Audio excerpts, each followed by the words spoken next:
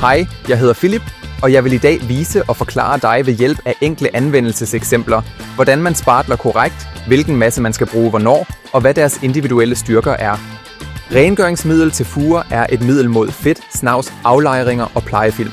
Det giver en hurtig, enkel og hygiejnisk rengøring med en praktisk og nem doseringssvamp. Det er egnet til alle fugetyper og keramiske fliser. EasyFix indemaling er til udbedring af pletter og snavsområder.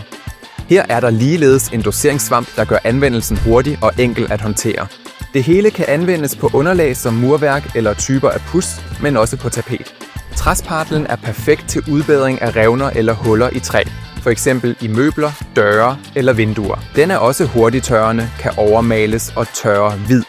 Montagelimen egner sig blandt andet til fodlister, lister, gulvplader og vaskeelementer. Den har en meget høj klæbekraft og egner sig blandt andet til træ, spånplader, fibercement og plastplader. Spartelmassen til indendørs brug bruger du til udbedring og fyldning af huller, for eksempel gipsvægge, murværk eller på puds. Den kan også sagtens males over bagefter uden problem. Med spartelmassen til udendørs brug kan du også udbedre revner og huller til for eksempel facader eller på puds. Den er derudover også vejrbestandig, klar til flere formål.